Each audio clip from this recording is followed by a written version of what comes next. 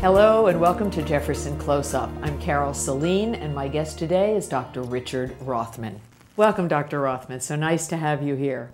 You are one of the foremost hip replacement surgeons in the entire country. You've been doing this for 40 years and you've done, I believe, 25,000 surgeries. That's a lot of hip replacements. How do you keep yourself from getting bored? Well, it's interesting because it is very repetitive, and the better you are, the more repetitive it becomes because it's like playing a good piece of music over and over. You get very good at it. You don't change the score, the notes. So it's really the people around the hip that are interesting. And of course, to me, people are endlessly fascinating and unique and interesting. Now, I know that you have been, for most of your life, a runner. Right. Am I correct? Right. So what got you interested in running? Do you love it? Not particularly. When I turned 40, which was 34 years ago, I decided I wanted to stop the clock. And for me, vigorous exercise is really the fountain of youth, mentally, physically.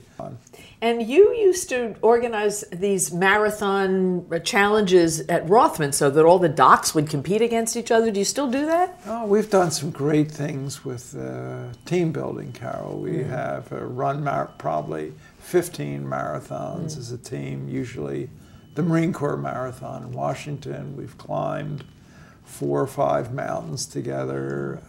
So we do a lot of team building, and usually through physical endeavors like that. It's great. So what are you most passionate about? Well, I love my career. I love operating on people. I think it's a particular honor to operate on somebody and change the image of God. And so that's my number one focus. And I love people, so it's easy. I love building our organization. I've got wonderful, talented, very kind partners. Of all the people you've met, whom do you most admire? Well, there are 3 people that really were my mentors. My father died when I was 16, so I was sort of half an orphan.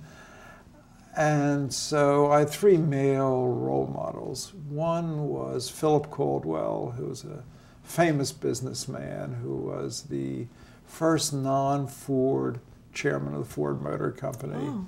And I operated on Mr. Caldwell and then developed a close personal relationship. My second was a famous philanthropist, Ambassador Walter Annenberg, who was both hips I operated on, and who endowed our first institute in Philadelphia.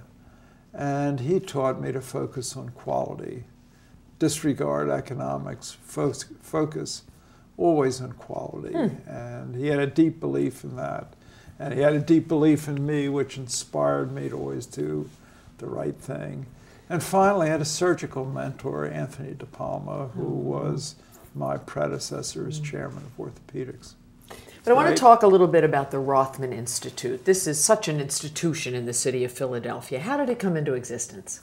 It was really a concept I learned in England. John Charnley, who invented total hips, felt that to be good at high technology surgery, joint replacement, spine surgery, you had to accumulate a lot of experience. Practice makes perfect. And so he took it was a tuberculosis hospital and made it into a center for hip surgery. And I wanted to do that in the United States. And so in the 1970s, I had the capacity to, because I had the patient following, and Walter Annenberg gave us the financial support, and there was a confluence. It was the perfect storm. And so we built it in Philadelphia, and Philadelphia's been very supportive. For you, what has been the most significant change since you started doing this operation? I think it's the speed of recovery. Today, if we operate on an aggressive, healthy person, let's say a surgeon, they may be back at work in 2 to 3 weeks after replacing their hip, which to me is breathtaking. Last week, I had a patient go to the theater 3 days after their hip replacement. So what age people have you operated on?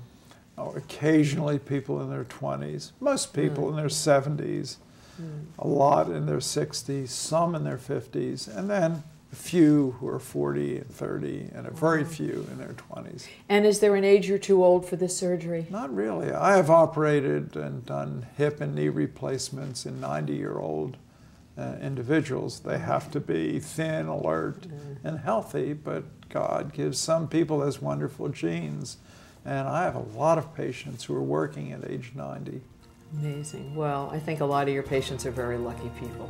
Thanks so much for joining us, Dr. Rothman. Thank you.